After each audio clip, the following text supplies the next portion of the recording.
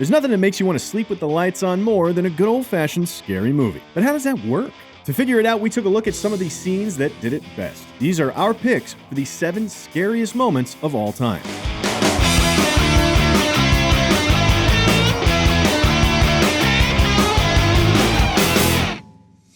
Kicking us off at number 7, let's get it out of the way. The jump scare. People complain a lot about jump scares in horror films, and if these people are to be believed, jump scares are played out. But we don't think that's true. We think that bad jump scares are played out, mostly because the audience is way ahead of the filmmakers. We see those hiding spots a mile away. But filmmakers who can keep ahead of expectations, who can put jump scares where we least expect them, that's what we love. It says to us on some deep subconscious level, that place you thought you were safe? Yeah. There's danger there too. Think Insidious's from behind a head, Friday the 13th's from in the water, The Ring's from beyond a cut, The Descent's in the darkness, Carrie's below ground, The Fellowship of the Ring's right in front of us, and even the Cabin in the Woods title. However, for our number 7, we've got to give it to Jaws.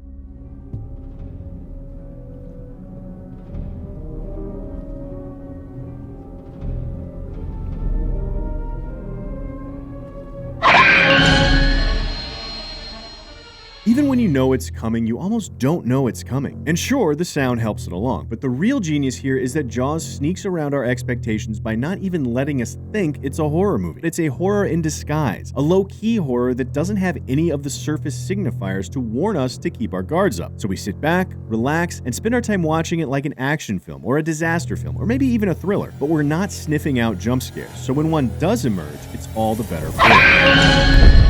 Next up at number 6, we're moving from surprise to suspense. And where the jump scare hits us where we don't see it coming, the suspense scare hits us where we do. Well, almost do. Suspense is really just fear of the unknown, anxiety about the future. You take your protagonists, you confront them with the terrifyingly deadly outcome, and then inject a little ambiguity into the mix. It's the closet in Halloween, it's the bathtub in Les Diaboliques, the hallway in Nosferatu, the basement in Silence of the Lambs, and the ending of Wreck. And while those all make us wet our collective drawers, we think that ZODIAC takes the wet drawer cake. This tip is how you got it in your head that Rick is the Zodiac. That and the poster. The poster. The poster that Rick drew. The handwriting is the closest that we have ever come to a match. Rick didn't draw any posters. No, he drew this one. Mr. Graysmith, I do the posters myself. It's my handwriting.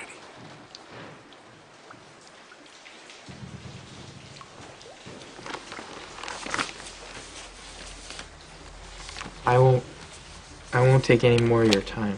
Why don't I just go and find out when we played that film? Oh, that's all right. It's not a problem.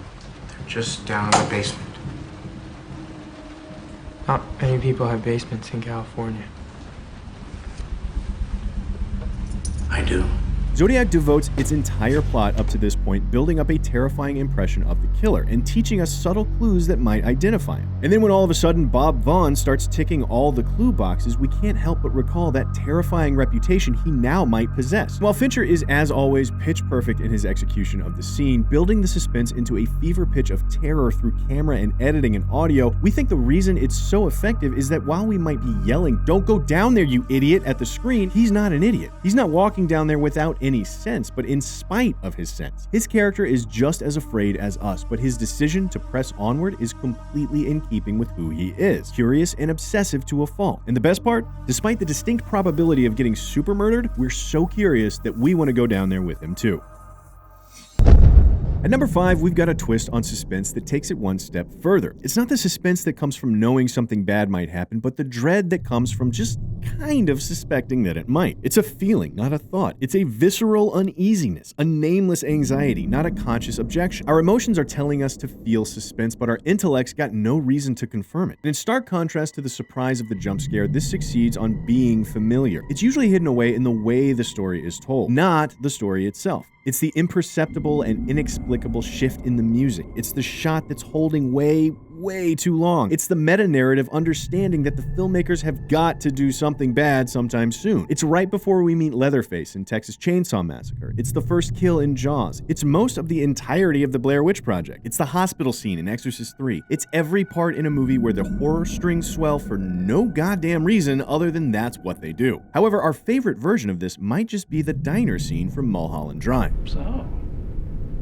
him to see if he's out there. To get rid of this god-awful feeling. Right then. This scene is such a perfect example because while we're feeling it, watching it, Patrick Fischler's character is feeling it, living it. And there's perhaps no one better at executing it than David Lynch. He sets us up with a brilliantly detailed story of a dream, the illogical, emotional terror of it, and then prods us through it, giving us no reason to fear anything except that we do. With the reverby sound, creeping drone, and lingering POV camera, he gives us subtle emotional cues to feel uneasy, exactly like the memory of a dream might. So when the jump scare at the end confirms our nonsensical fears, it turns our whole world upside down. Moving forward to number 4, we're turning away from those scares that play with our expectations and anxieties, and instead looking at the ones that frighten us on a primal level. And first up, we want to talk about the grotesque, the shocking perversion of the human body. There's something intrinsic to human nature that makes looking at the distorted human form horrifying. It's the reason for the uncanny valley. It's a fate worse than death, a waking death. It plays on our basic fear of mutilation, reveals our repressed denial of the fallibility of our body. It's the distorted figure, like in Jacob's Ladder, The Others, Safe, and The Dark Crystal. It's torture porn, like Eyes Without a Face, Martyrs, Misery, or Human Centipede. It's body horror, like American Werewolf in London, The Thing, Tetsuo, Eraserhead, Videodrome, and Pinocchio. That's right, Pinocchio. But for our number 4 pick, we think it's gotta be the demonic perversion of a little girl from The Exorcist.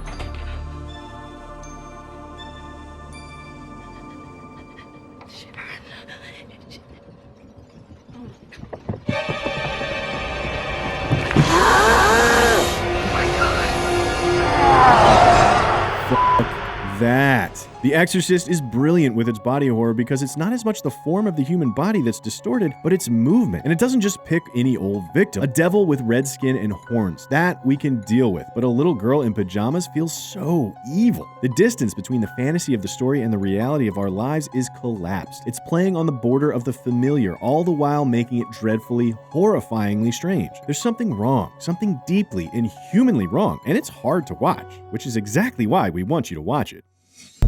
The human form isn't the only thing movies can pervert. It's often just as effective to pervert the human psyche. This time your character is even more familiar, but something about the way they act is just off. It's creepiness, eeriness. It's the chilling sensation of stranger danger. Think The Beach from Under the Skin, the end of Psycho, the kitty kitty kitty kitty from Audition. It's Frank from Blue Velvet, the pedophile from Gone Baby Gone, and that goddamn air conditioner that ruined my childhood from The Brave Little Toaster. They're all terrifying, twisted psyches and innocent-looking packages, things we've deeply repressed as part of our everyday socialization. And the scariest of them all, the death drive. If Freud is to be believed, the death drive is a compulsion towards self-destruction. It is repressed, subverted, converted, defeated. So, when we see someone enact this self-destruction directly upon themselves, it's the absolute worst. Now, we too might be the monster by whom we are victimized. We can't be trusted because somewhere deep inside our subconscious is a death drive waiting to escape. Think Hellraiser, or Antichrist, or Mirrors, or The Omen, or again with The Exorcist. They shock us in a way little else can, but if there's an award for most scarring of the bunch, it has to go to CACHÉ. But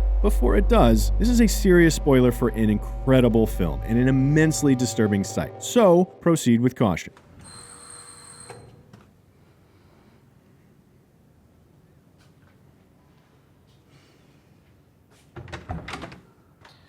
Qu'est-ce qui se passe? Merci d'être venu. Entre.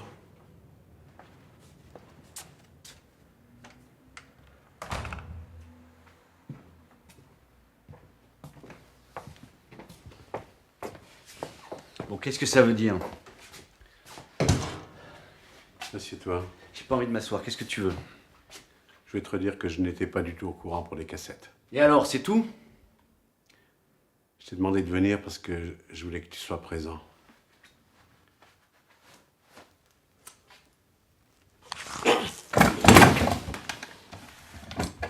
Death just comes so suddenly. This is a spine-chilling expression of immense pain, a disturbing reminder of the fragility of life, a psychological jump scare. It is grotesque of the body, it is grotesque of the mind, it is danger from where we least expected it, and it's absolutely horrifying. There's no fancy camera work, no unknown outcome, no shrieking score, just a man and his terrible pain, way too close for comfort. Closing in at number 2, there's a certain kind of scare that besets upon us from all sides, and not just the protagonist as a proxy, but seemingly us, the viewers themselves. In contrast to the jump scare where it's over in an instant, or the various forms of suspense that toy with the idea that something bad might happen, this kind of scare puts us right in the middle of that bad thing happening right now and leaves us there. The shower sequence from Psycho is the perfect prototype. We are being stabbed over and over. Annihilation is approaching from all sides. Wherever the camera turns, there's a knife. And it's not just the characters in the story that are assaulting us, the editing and the music are almost literally cutting into our experience. It's horrifying. However, for our number 2 pick, we're even more impressed by the ending of Nicholas Roeg's Don't Look Now. It's okay. It's okay. And a friend.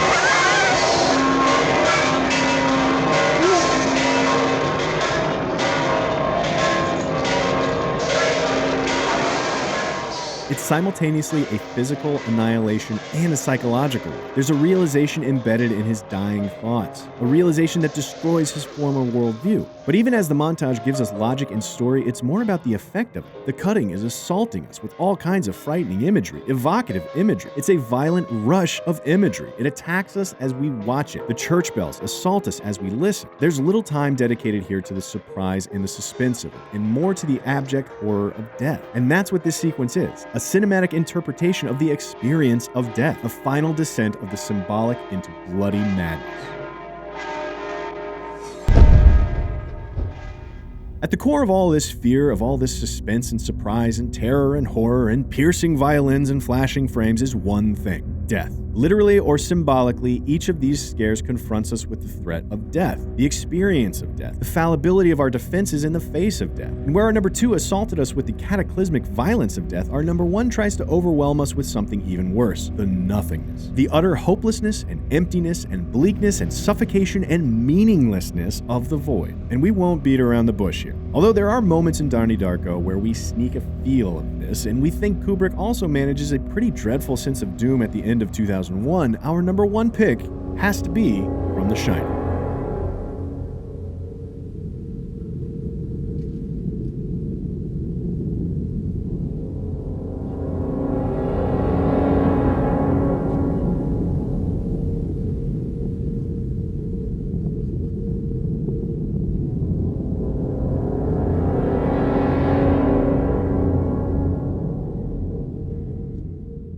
It is rolling death. It is overwhelming our senses. It is inescapable. We are immobile in the face of it. It is intercut with flashes of danger, flashes of terror in its face, but with no sound. We are powerless to even scream in the face of the hypnotizing drone. It is slow and simple and quiet and completely abstract. We are not really afraid of drowning in a molasses speed tsunami of blood, but something about it just contains the feeling of existential dread in the best possible way, so that we can't help but experience our entire self being swallowed up by the inevitability of death, which is why we think it's one of the scariest moments of all time.